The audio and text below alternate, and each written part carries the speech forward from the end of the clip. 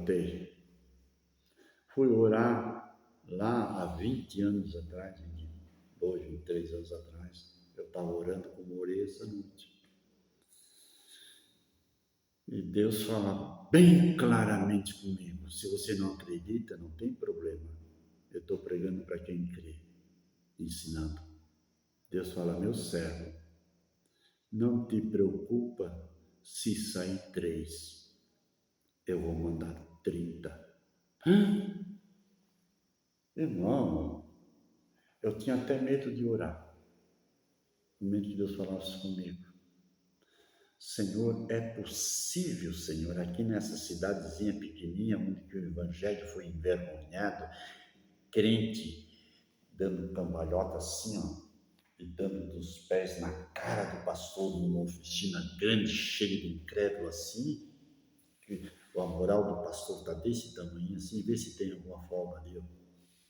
Aqui nessa cidade, que os crentes brigam em casa e a polícia vem buscar recolher eles, aqui é onde que o pastor passado saiu, ficou devendo R$160, naquela época era talvez com 1.600 hoje, ou 16 mil, não sei. Aqui o Senhor vai mandar 30, Senhor, se sair 3, olha, irmãos, eu passei uma luta. E comecei a pregar. Mas agora sim, eu creio. Senhor, ó. Não apacentei, não. Só pela palavra. Abri a Bíblia. Culto de cura e libertação. Sabe o que eu fazia? Irmãos, hoje eu vou falar sobre unção. O que é unção? É quando vinha, irmãos, vinha a massa, porque queria ser ungido, sabia por que estava sendo ungido. Irmãos, a próxima vez você vem, eu vou falar sobre bênção e maldição. Vamos lá, aquele pastor vai falar sobre bênção e maldição. Eu sou benzimento, aquela vela que a gente bota em cima de uma canela e solta na água, e pode ser uma correnteza como for. Se a vela subir de água acima, o corpo está para cima. Vocês já viram um corpo cair e subir? Só se um tubarão vai para cima. Não, mas eu já vi corpo cair e subir. Então o pastor vai dar um benzimento para nós. Ele não sabia o que era bênção e maldição. Aí o povo vinha pensando que eu ia acender uma vela lá dentro da igreja. E de repente eu comecei a olhar assim, irmãos, e vinha cada vez mais gente. Eu digo, Jesus, me ajuda a administrar a bênção. E comecei a ensinar o povo no culto de cura e libertação. Uma vez eu comecei a ensinar, irmãos, os irmãos fazem oração em casa? Não, é verdade, irmãos, oração, qualquer oração, Pai Nosso, Ave Maria, Santa Maria, Salve Rainha, o Rei Deus Pai, todo mundo levantou. Né? Quem é que usa rosário aí? Muitos irmãos católicos entendem o que é? Tá bom, irmãos, então a próxima vez vocês venham, eu vou falar sobre a oração do Pai Nosso. Vocês concordam comigo? Pastor, concordamos. Vem, vou falar sobre o Pai Nosso. Mas, pastor, toda semana nós rezamos o Pai Nosso em casa, temos cansado de cor e salteado. Irmão, mas eu vou ensinar a mesma coisa. O padre também não ensina a rezar lá o Pai Nosso? Sim. Mas então aqui eu vou falar, talvez eu fale alguma coisinha que você não entendeu ainda. Eu começava sobre a oração do Pai Nosso. E quando terminava a oração do Pai Nosso, eu ia para a oração sacerdotal de Jesus, no capítulo 17 de São João. Daí a bênção dobrava. Aí eu fazia um jeitinho e contava o valor da oração. Sabe o que acontecia? Irmãos católicos em casa dobrando o joelho, orando a Deus Pai, não a Santa.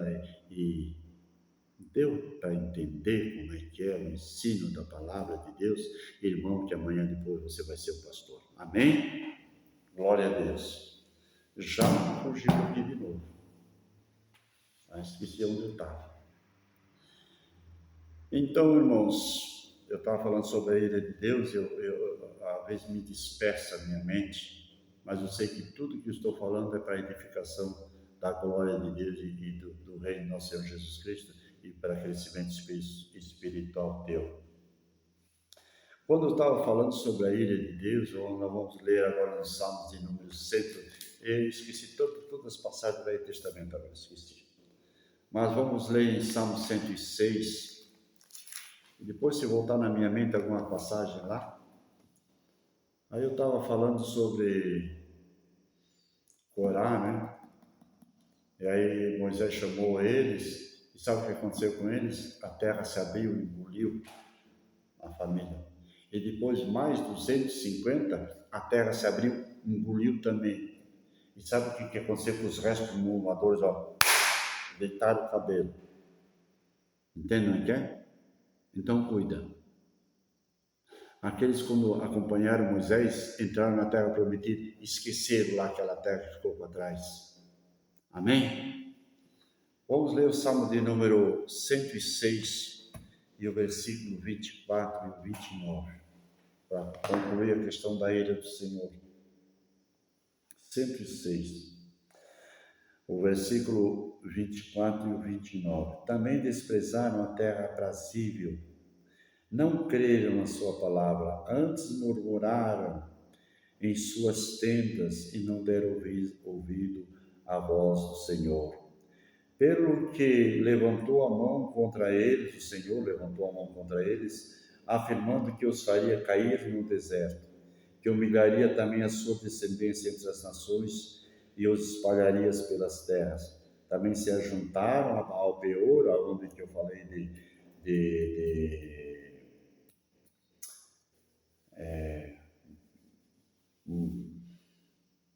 esqueci o nome do lá, e comeram o sacrifício dos mortos, e assim provocaram a ira com as suas ações, e a peste rebentou entre eles.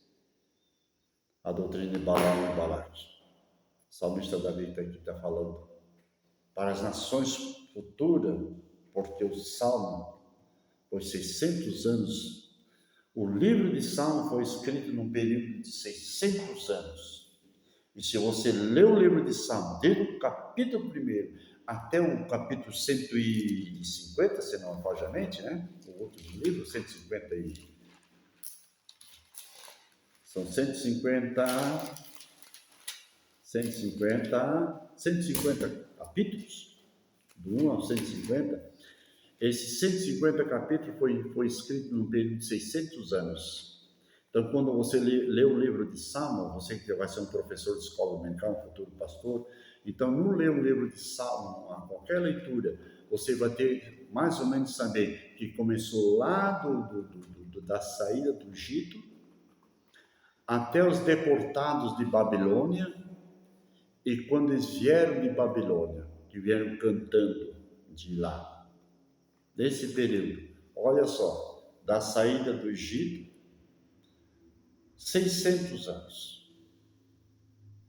Nesses 150 capítulos aqui está um resumo dos 600 anos. Então, quando você lê um salmo, então você vai saber aonde está, dentro desses 600 anos, o que aconteceu com o povo de Israel. Está toda a história do povo de Israel aqui no livro de Salmos. Amém? Que conhecimento maravilhoso. Só para você entender, já estou me desviando do assunto de novo, Jesus. Eu não vou falar capítulo de Salmo e nem capítulo da Bíblia Sagrada, porque senão você vai enjoar de mim e eu vou ficar velho que nem a Arão, com aquela barbona comprida. E daí quando eu saio, eu chego lá na igreja com aquela barbona comprida, o pastor diz, está desviado. Porque a Arão estava desviado, a Arão tinha uma barba comprida. Não fala assim no Salmo 133? Esquece. Aqui no Salmo 106, o salmista Davi está lembrando novamente os filhos, o que tinha acontecido nos filhos de Israel. Vamos continuar, irmãos.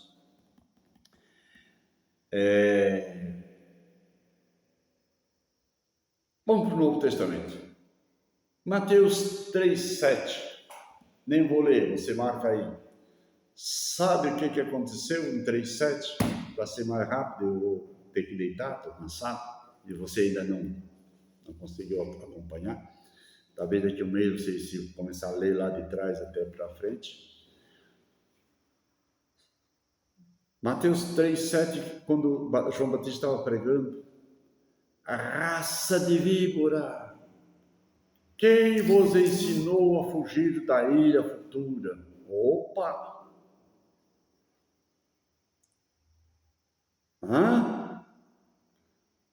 João Batista chamava de raça de víbora, raça de serpente. Quem vos ensinou a fugir da ira futura? Porque está na mão do mestre. Ele tem uma pá. Ele vai, e uma foice. Ele vai colher o trigo. Vai vir um período da ceifa. E diante do trono, e diante da ira do Cordeiro, o Senhor Jeová, o Senhor Deus Todo-Poderoso, ele vai ter uma pá. O trigo, entra servo bom e fiel, entra para o gozo do seu Senhor, porque fosse fiel no pouco, no muito te colocarei. Mas a palha vai para o fogo. Por causa disso, João Batista disse, raça de víbora, pastor, seja flexível, senão não fica ninguém na igreja. Não chama assim, pastor. Deu para entender? Não fala a verdade, para ver se a tua cola não vai arder quando o sal bate. Deus não vai cobrar de ti, pelo menos de mim ele cobra. Se eu não posso falar lá na igreja, aqui eu estou falando para você. Atenta para a palavra do Senhor. Você que ama Deus e ama a palavra. João Batista sabia que um dia viria o acerto de conta. Vamos para frente. Agora, irmão, nós vamos ler em Romanos 1,18. Depois eu vou entrar em Apocalipse. O que está escrito em 1,18? Aqui daria mais meia hora, mas eu vou tentar fazer em 5 minutos, porque aquele reloginho ali está dizendo que eu devo de parar. Romanos 1, meus queridos irmãos, mostra toda a verdade do povo gentil, toda a nossa verdade nua e crua. Ele começa botando as nossas vergonhas, a vergonha daqueles que não conhecem a Deus, tudo em pauta. Assim como está escrito no capítulo 1 de Isaías, mais exclusivamente lá no versículo 6, que Deus disse, olha, da planta dos pés até o casco da cabeça, eles estão como uma ferida só, um inchaço, uma ferida não amolecida com óleo, que nem um leproso, aquelas feridas quando dá assim e fura assim, o pulso começa a correr, e se arrancar aquela pele, fica aquela carne branca. Eu tive isso aqui no braço, quando eu queimei todo o braço com eletricidade, isso aqui ficou tudo uma pele branca, porque o fogo queimou, queimadura de 3º grau, não dá de ver aqui, ó, o enxerto que foi feito aqui, ó, tá vendo aqui? Se olhar bem, os nervos mexem aqui dentro, ó. Aqui dentro mexe os nervos aqui, porque foi queimadura de 3º grau. Eles tiraram a pele da perna e colocaram aqui, é outra história, só mostrei para dizer que não prega mentira, ou não inventa as coisas. Isaías 1,6 está dizendo que estava assim. De noite eu me acordava e ia tirando a pele assim, que o braço estava podre. Ninguém entrava no meu quarto, eu tinha que dormir com o nariz de lado, embora que fosse o meu corpo. O médico queria cortar o meu braço fora, porque não tinha mais jeito, e eu fugi do hospital. E outro dia eu conto a história, mais importante que está aqui a minha carne firme, porque não era pecado, era um queimado. Se fosse pecado, tinha acontecido mesmo. E o povo de Israel estava desse jeito. Ele disse, eu tenho misericórdia desse povo. E aí, lá no capítulo 1 de Isaías, que eu nem vou mostrar, você lê, marca em casa, lê ligeiro, porque senão você dorme que nem eu, que já estou quase dormindo. O versículo 17 e 18, o capítulo 1 diz aí assim: então vinde e arguí-me, ou perguntai-me e interrogai-me, vem conversar comigo, ainda que vossos pecados sejam como escarlate, se tornaram branco como a lã, e ainda que seja vermelho como o carmesim, e se tornaram branco como a neve. Amém? A misericórdia de Deus para aqueles que se chegam a Deus. E aqui no capítulo 1 de Romanos, ele fala da mesma situação que estava o povo daquela época. Paulo está falando, não lá em Isaías 730 anos antes de Cristo, mas estava acontecendo naquele período em que Paulo estava pregando a palavra, e está acontecendo hoje, ainda mais pior do que naquela época. Você lê o capítulo inteiro de 1 Romanos, que eu faço doutrina de soteriologia, que chama-se a doutrina de salvação, e eu começo por Romanos, e daí eu vou para Hebreus, e daí eu vou para Efésios, que eu não vou falar isso agora, já prometi para que eu não ia se desviar do assunto, que eu quero ficar aqui na ilha do Senhor, eu não consigo sair dali, como caí também no rebanho. Mas aqui, a partir do capítulo 1, você lê o capítulo inteiro, mas a partir do versículo 18, só até o 26. Não, até o 25. Só para vocês lerem, 18 a 25. Romanos 1, 18. Onde está? Aqui. Porque do céu se manifesta a ira de Deus sobre a impiedade e injustiça dos homens que detêm a verdade e injustiça. Ai, pastores, ai, pastor, já falei a vez passada, quando falei sobre a atribuição do pastor com suas ovelhas. Oséias 11, 1. Porque do céu se manifesta a ira de Deus sobre a impiedade e injustiça dos homens que detêm a verdade e injustiça. Vamos continuar. Porquanto, Romanos 1, 19, o que Deus se pode conhecer nele se manifesta porque Deus lhe manifestou, porque as suas coisas invisíveis desde a criação do mundo, tanto o seu eterno poder como a sua divindade se detém claramente, se entende claramente e se vê pelas coisas que estão criadas para que eles fiquem inexcusáveis. Porquanto, tendo conhecido a Deus, não o glorificaram como Deus, nem lhe deram graças, antes em seus discursos desvaneceram, o seu coração insensato se obscureceu. Aqui ele está falando dos líderes, e mudar a glória de Deus incorruptível em semelhança à imagem de homem corruptível, daí bota em vez de ser a imagem de Deus, bota a imagem de Pedro, dos abençoados que já morreram, não vou citar o nome, do homem corruptível e de aves e de quadrúpedes e de répteis. Agora vem começar o importante. Pelo que também Deus os entregou às concupiscências do seu coração, a imundícia, para desonrar os seus corpos entre si, começou a esquentar, bota a barbinha de molho, e mudar a verdade de Deus em mentira, e honrar o mais, e servir o mais a criatura do que o Criador, que é bendito eternamente. Amém. Aqui ele termina, mas depois Paulo dá uma pausa, com certeza foi tomar um cafezinho, como eu estou com vontade de tomar, e depois voltou de novo, continua a sua carta, e aí ele continua aqui no versículo 26,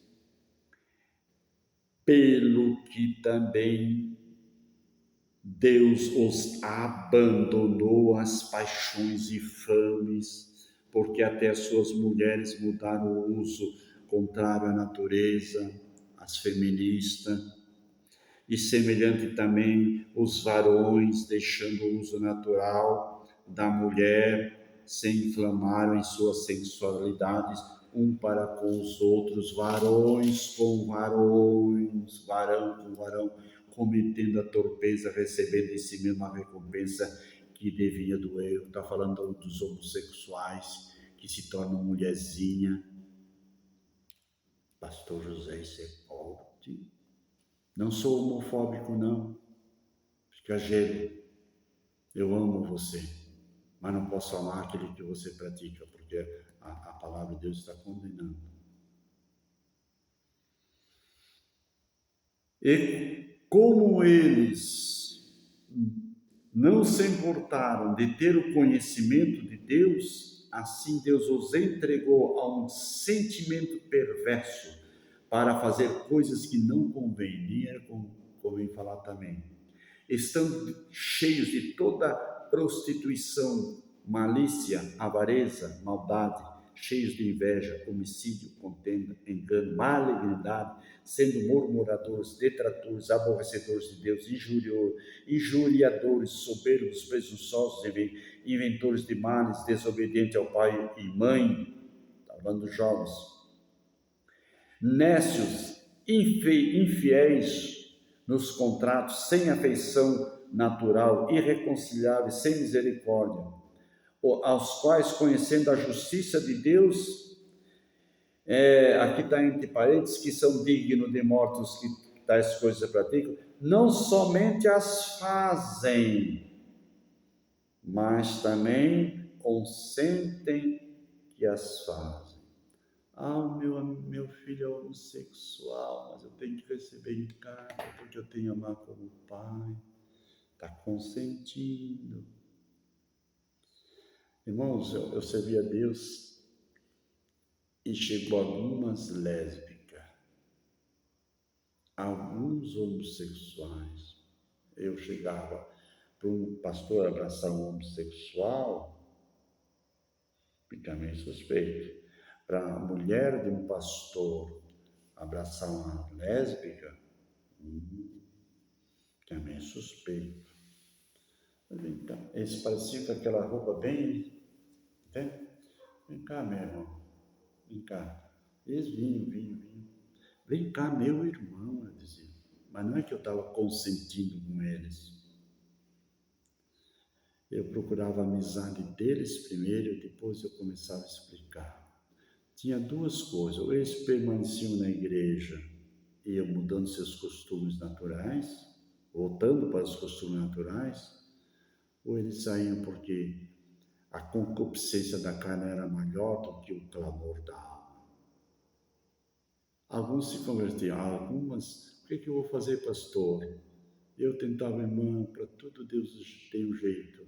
Não precisa ser hoje, nem amanhã, mas vamos orar, porque daqui a pouco, se ela não crer na palavra de Deus, ela vai te abandonar e você fica na igreja. O que eu vou fazer, pastor? Eu entrei por esse caminho, fui abusado quando era criança e tal. Sempre tem uma razão. E hoje eu sinto uma tentação, eu não gosto de mulher, eu olho para o homem e desejo ele e tal. O que eu vou fazer, pastor? Deus muda o nosso coração. Eu entendo, irmão. Não que eu fui homossexual, mas eu fui um bebum também. Se sentisse o cheiro da pinga, que o camarada não me desse um gole, eu já brigava com ele. Uma vez eu cheguei no... Pastor, você não deve falar isso, é vergonhoso, pastor. Eu não era crente ainda, e subi o morro uma hora de viagem, cheguei lá em cima no boteco, estava com uma sede desgraçada, em vez de pedir água, não. Aí tinha uns amigos lá tomando uma meiota, um mercedinho, né? A meiota é pequenininho, o mercedinho um pouquinho maior. Eu dizia, não, vamos dar uma pinguinha, dá só um bolinho só para me tirar o... Ele tinha só um pouquinho assim no copo, talvez menos. Dá, mas isso não é cachaça não, tá? É água. Só para mão de água. Essa é da boa.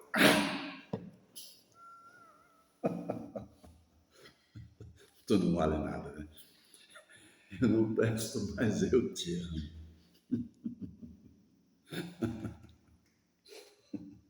Só Jesus na causa. Aí nesse Valdir, José, aquele tempo não era o Valdir, era um pilantra. Ô Zé, só se tu tomar uma garrafa. Eu disse, não me dá uma garrafa, estou com sede mesmo.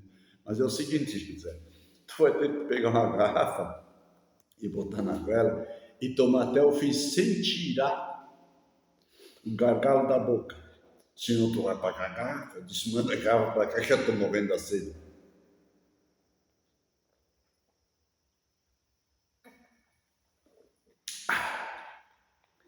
Que cachaça boa! Essa é da boa. Aquela ruim, aquela bacana que só bêbado tomava mesmo. Só o sangue de Jesus. Casa. Chegava em casa e dizia, mãe, apronta uma comidinha depressa que eu estou morrendo da fome. Eu ia lá na Patente, que naquele tempo não tinha banheiro de casa, não era como hoje, era Patente, o casino, não sei como é que você diz lá no Nordeste, qualquer parte do Brasil. Aqui no Sul é Patente. Se é bonito, não sei o nome. Mas pedido você quer. Chegava lá, nem entrava, ia atrás da Patente, eu dava uma olhadinha para ver se a mãe não estava. Botava os dois na garra. Chamava o Hugo, né? Eu vomitava. Já não tinha nada no estômago, que eu estava com fome, a cachaça saía tudo. Eu disse que não ia mais falar coisa e estou falando de novo. Tem jeito, meu. Só Jesus na calma. Ia lá, a mãe dava uma comidinha gostosa. Gostou? Amém, mãe. Obrigado. Estou satisfeito. Mãe, eu vou dar uma voltinha. Já volto já, não vou demorar não. Fica tranquilo. E eu voltava lá no boteco. Ô cara, tu não quer me pagar umas garrafas, não? Eles vai tomar lá pro meio do inferno. Tomou uma, ainda voltou aqui, ainda para pedir mais uma. Vai pro inferno, não te paga mais nada, cara. De nada, eu não ia tomar mais nem um gole. Eu só ia pro povo. Acabou de dizer que eu bebi. Eu bebi. Coisa de bêbado. Hoje, graças a Deus, só água. Sai daí, só pernilongo. Então, irmãos, o Romanos aqui ele mostra o que o homem não tem a oferecer a Deus quando ele não tem nada de Deus. Amanhã nós continuamos em nome de Jesus. Aí eu vou entrar sobre o livro da Ilha do Cordeiro, o perigo de não ter o nome escrito no livro do Cordeiro e continuar e dar-me a razão pela qual aí o apóstolo Paulo fala em 1 Tessalonicenses 1,10, se não falha a mente, que Deus não nos destinou para a ilha, mas para a salvação. Amém? Que Deus abençoe os irmãos em nome de Jesus.